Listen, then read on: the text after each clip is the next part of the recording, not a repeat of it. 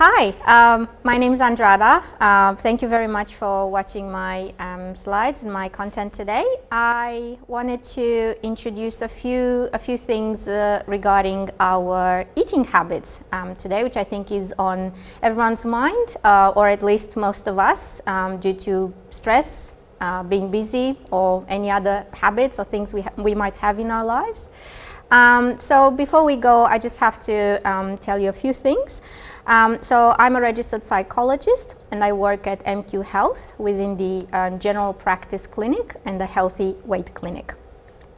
I hold a general registration with APRA, which is the Australian Health Practitioner Authority in Australia, and I am an associate member with the APS, which is the Australian Psychological Society. My practice has been over 10 years in various areas, so in private practice in educational institutions in Australia and overseas.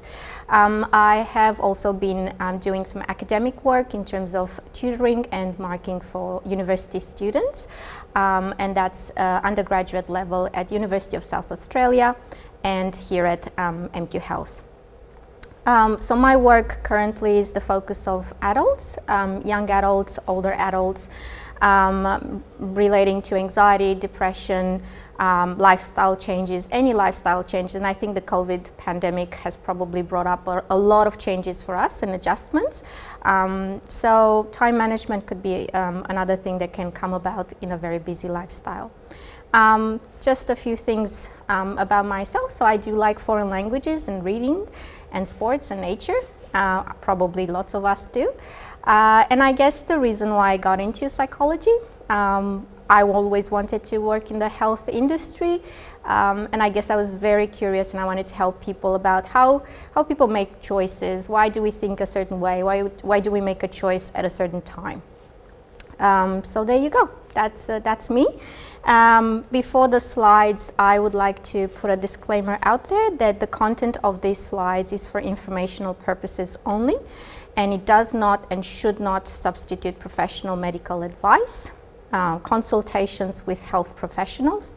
Please consult a medical professional, healthcare provider, and seek medical advice before making any dietary changes that could impact your health or exacerbate chronic or acute conditions you have already been diagnosed with.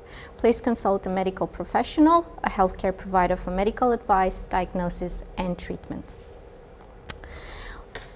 Our content today will cover healthy, unhealthy eating patterns, and we will be looking at thoughts, the words we say, the phrases we use, behaviors we have, and I've included two anecdotes just to explain a little bit more. So, thinking, all in here, right? What we think will impact how we feel. What we say to ourselves impacts our mood and consequently our behavior. We use lots of things of our inner talk, right? We say things, we can say positive things, come on, you can do it.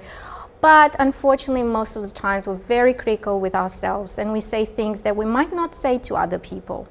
And that includes a very critical, authoritarian tone, an inner voice that tells us lots of bad things. And that will always make us feel restricted, frustrated, small, diminished, sad, less confident. Words, very bad words. Idiot, I'm so idiot, I'm such an idiot, I'm so stupid. People say this like so easy. We just pop these words so easily, whether it's verbal or it's just within our head. And how does that make you feel like? Is that helping you? How are you supposed to feel when you say things like that to yourself? I don't think anyone's happy. I don't think anyone's confident when you say those things. So it's really important to think and stop about what is the phrasing, what is the theme of our thinking.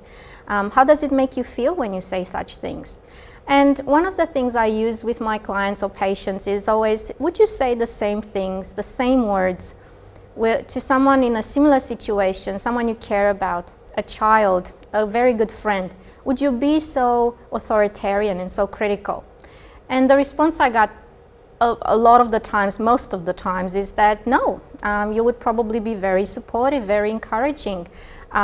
So why them and not us? Why do we have to be so mean to ourselves?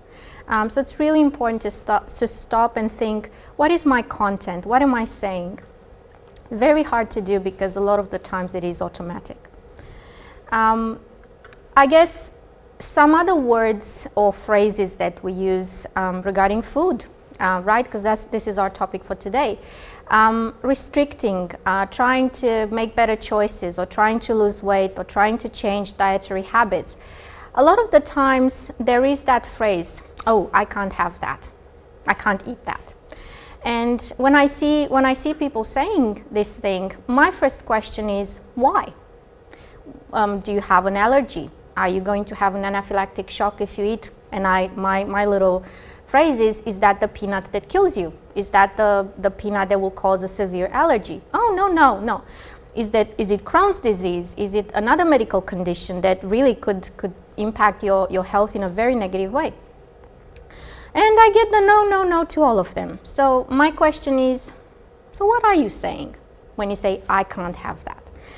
And a lot of the times people refer to their struggles with self-control. They're worried that they're gonna eat a lot. They're gonna eat more than they want to, or more than they need to, or they're gonna feel shame and guilt because it has happened in the past. So that very, very blunt phrase, I can't have that, means a lot of other things that do not relate to simply, I can't have that because it will cause me severe reactions or things like that, which is very, very simple and very clear. So it's really important when we think of eating habits, what is it our view? What do you think about? What are those words that you're saying regarding food, regarding habits of food, regarding preferences or times when you eat or how much you eat? What words do you associate when you refer to food? There's a lot of other things that come into our food habits. I think all across the planet, all across the world, kids growing up are being told, please do not leave the table until you finish your food. Please finish the plate, on the plate. Please do not waste food. Very good, helpful habits, right? But what happens when the plates are really big? When we may not be able to eat anymore because we've had enough? When there is a discrepancy between those, the quantities that we need, or the things that are not helpful for us anymore? Wasting food, yes, it's a very bad thing to waste food. But how are they still impacting you as an adult when you can make these decisions now a little bit better for yourself, so you're more mindful? Again, with feelings around food in social gatherings, food is a very social habit that humans have. There's get-togethers, there's birthdays, there's holidays, there's traditions and customs, celebrations. But all this comes with the love and hate relationship, right? There's such a beautiful thing that comes with having a celebration, but then, I already had too much. I'm so full. Christmas, right? Easter, Christmas. Easter was just with us recently, and some of us celebrated Easter. And the chocolate eggs. The chocolate eggs are everywhere. I had so many of them. I couldn't even eat anymore. So this is around us. So we have to be more mindful maybe about what is happening around us. How can we best manage those celebrations where we don't ruin it, we don't just say no to everything. We're just being more mindful about how much we eat, how do we say yes or no to certain things, but not in a restrictive authoritarian, just a little bit more mindful and a bit more managed, I would say. We need fuel, we need food, we need it to survive. It gives us energy, it's nutritious, but it's also delicious, and it can be prepared in many ways. We've come a long way from the millions of years ago or thousands of years ago. Anthropologically, we can cook food now in various ways and textures, and we get creative.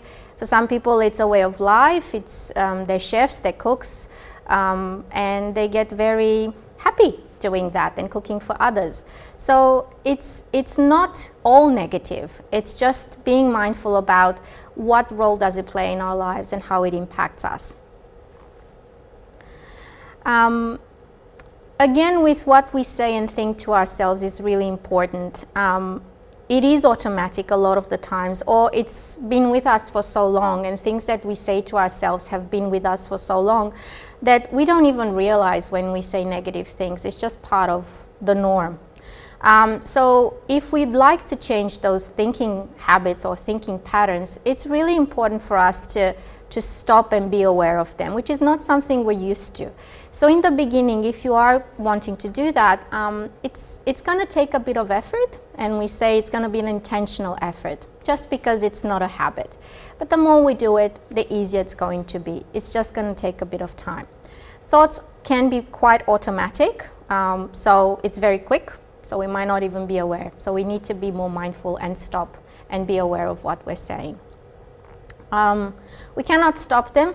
I've had a few anecdotes like that where people have said, I need to stop the flow of thoughts. I need to stop my thoughts. And it can't be done. We cannot stop thoughts. We do not have a button. Sometimes we wish we have a button, but we don't. We do not have a button. There is nothing palpable about thoughts. It is in there somewhere. And we have to learn to manage them a little bit better to be happier with ourselves and be having pleasant lives, rather than being very strict, authoritarian, and consistently that negative critical inner thoughts. So no, we cannot stop them. However, by that intentional effort that I was telling you about, we can manage them. We can spend less time ruminating and delving into spirals of very negative critical inner talk. We can use more factual words, we can be more concise, and take ownership and responsibility of the words we're saying. It will be probably contributing to being less avoidant, because we now know and more aware of what we're saying. And I guess it will limit those unhealthy eating patterns. May not stop them, but it will be limiting them or managing them. So I'll use an anecdote just to clarify a little bit about what can happen, and it is common. So I've used an example, a combined example for purposes of privacy and confidentiality. So an adult person, mid-30s, no medical conditions, so there was no complications with eating certain foods that might exacerbate or cause distress or anaphylaxis. They simply wanted to lose weight, to just manage their weight, to eat healthier and eat less. Unfortunately, they went very restrictive. So they were very careful about how much they eat when they eat.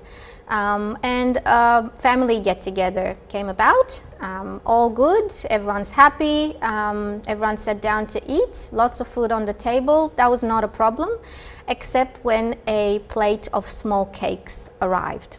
Now, those small cakes were a favorite of this person, delicious, and they really enjoyed having them for many years. Now, because of the very structured and very restrictive diet the person imposed on themselves, they immediately said, no, I will not have that. I will not have that. And they were very, very clear, very firm with themselves and with the family members. Now, after this moment, the family get-together moved on. Unfortunately, the mind just kept coming back to those cakes. And lo and behold, 3 a.m., the person came down to the fridge and had 5 of those little cakes. So the person felt guilty, they felt shame. The whole situation was not pleasant. So the discussion is, okay, whilst we understand that, we need to perhaps eat less or be more mindful of the quantities and the types of food to be able to lose weight or maintain weight.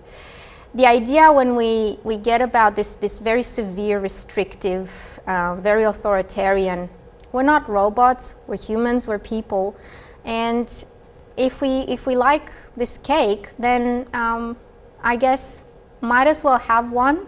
It was a small cake anyway, as long as there's no allergies or anything like that. There's a small cake. enjoy it, savor it, use the full 5 senses, which I'll talk about a little bit further down. 1 is less than 5, and once we have that and enjoy it and savor it, it's gone. Our mind won't consistently pester us and stay with us, because there was quite an intense reactive response to these little cakes, which the person enjoyed very much throughout the years. So I guess the anecdote is, yes, the moral of the story, 1 is less than 5 in this case, but also how awful the person felt afterwards, indulging in cakes when simply having 1, enjoying it, rather than 5 at 3 a.m. with all the additional shame, guilt, and feeling very bad about themselves. When it's time to eat, where, what, and how? What are we doing when we're eating? Well, often, more often than I think we'd like to admit, in front of the TV, scrolling on our phones, talking to others, whilst working, on the computer, munch, munch, munch, work, work, work, on the phone, grabbing another bite. Explanations, I just don't have time. I'm so busy, I don't have time to eat. I barely have a break. I've just got so much going on, that's the last thing I have time for. Well, we're all busy. Of course we're all busy. So many things to do. Work, family responsibilities, unexpected events, things happen. Adults, right? Welcome to adulthood, lots of responsibilities. How long does it take you to eat though? Like how long? 5, 10, 15, 20 minutes, especially if there's a snack at work or a lunch break. How much can it take? How long does it take? So this is something I'd like to point out. Start to think about in numbers, did you time yourself? How long would it actually take you to eat without the TV, without the phone, just simply enjoying your little break, which could be 10 minutes, 15, 20, 30 minutes. And I'm pretty sure in all workplaces there is allowed to have a lunch break or a short break. Why is it important not to have the phone scrolling, the TV, constant working or doing something else whilst we eat? Because we don't pay attention. We have no idea when we finished eating. We have no idea what we tasted, how much we tasted, how much we ate. And I think some people, or a lot of people, I guess in my experience, you don't even realize when you finished, and guess what? You probably will be hungry again because your brain hasn't even, processed the fact that you ate. Plus, I don't think you enjoy very well from a very gastric situation, if you eat rushed and you don't fully enjoy your food. So you might have moments where you finished and, oh, where did the food go? Or you wanted to have another bite like a very automated person, and oh, it's gone. Oh, when did I finish? I don't even know when I finished. Really unhealthy for so many reasons to do that. Plus, food is good, can be really enjoyable, especially if you picked something you liked to have a lunch or to have a snack. You kind of missed out on it just because we didn't just stop and fully savor it. I'll come back to, yes, it's fuel, we need to eat. So, we don't have time to eat, I'm too busy to eat. It's really not going to go for a long time. So we might as well be a bit more mindful with these little breaks or when we eat, to just enjoy it and stop and really focus on the food rather than anything else. We will be doing that. We will be doing the scrolling on the phone, the computers, the talking to people. That's not going to stop. We will keep doing that. But for the period of time when we eat, I think it's really important to really start to have those healthy habits of, this is my meal time, and it can be your me time. So many of us don't have me time. Well, this is the me time. I'm just taking a break and enjoying my food. I was talking earlier about mindful eating, and I know a lot of people talk nowadays about mindfulness. Well, the simple concept of mindfulness is that we're here. How are we here? With the full senses, with our mind, our body, and everything. So eating mindful involves using those senses, and how easy it is when we have food and it smells delicious, so we use our sense of smell. We're just a bit more mindful what we're smelling and trying to identify. We look at them, we can look at them at what we eat. We can touch, we have the cutlery or simply using our fingers, wooden forks, chopsticks. Just be mindful of those textures. The taste in itself. What is the flavor? What is the texture? Slowing down. Everyone says slow down, you don't munch, don't eat very fast. Doesn't mean spending an hour on one bite. No, just a little less rushed, just a little. Hearing. Yes, we hear the cutlery, we can hear how the food works around the plate when we move it, we can hear ourselves when we eat. We don't do that, or at least we're not aware of it, if we will be doing something else. So the intentional use of our senses will contribute to being in this present state, to being here. So not worried about, I'm eating and I'm worried about this report I have to do and worrying about other things. So you're here, you're eating, but you're actually not here, which causes a discrepancy, can cause some stomach issues as well. So there's lots of things that just a few minutes, look what you're eating, smell what you're eating, and be present for what you're eating. And that's usually the mindful eating. That's all it takes. Portion control, another habit, putting lots of things on the plate, which again can trigger those, I need to finish the plate, don't waste food, and so on and so forth, which are really good habits to have. But it may be unhelpful if it's too much, and then you might be sick or you might be upset with yourself that you ate too much. I would like to say here with portion control that yes, you can use a smaller plate, yes, you can put less on the plate, but please don't make any changes and make sure it is still, you're getting all the adequate food and nutrition.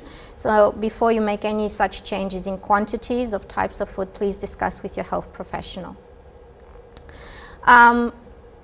Quickly going to the fridge, quickly going to the cupboard, rushing, getting something, getting a snack. I usually have a bit of fun with the 5 Mississippis rule.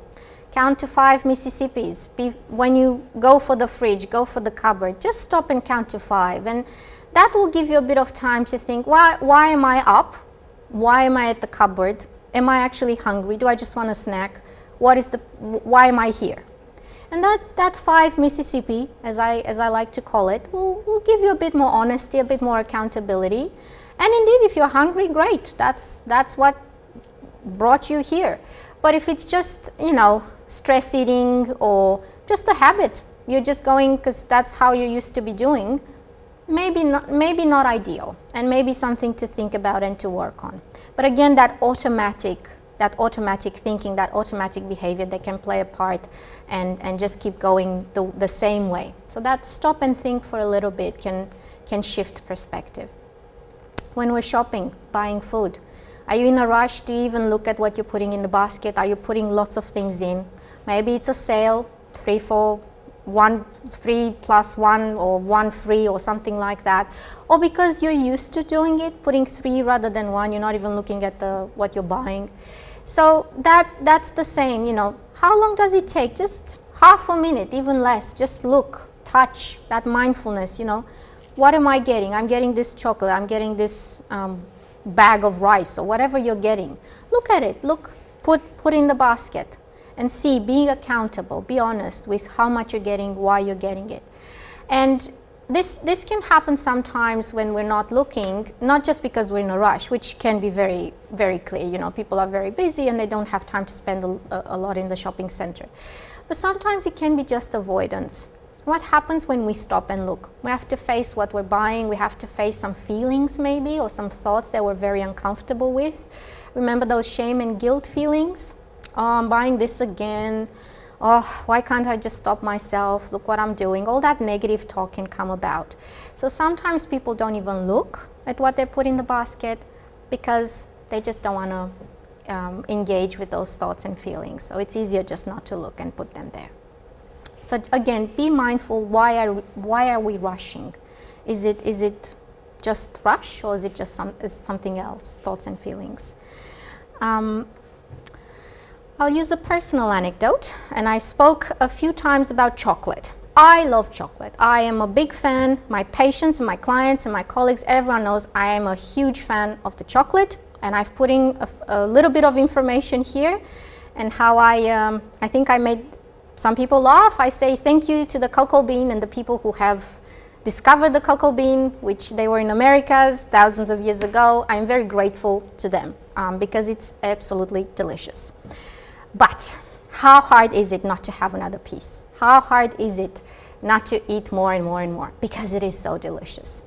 So I always say this, I need to practice what I preach. I can't tell one of my clients or patients, please be mindful of how much you eat, please be mindful eating, and me eating chocolate until the sun comes up.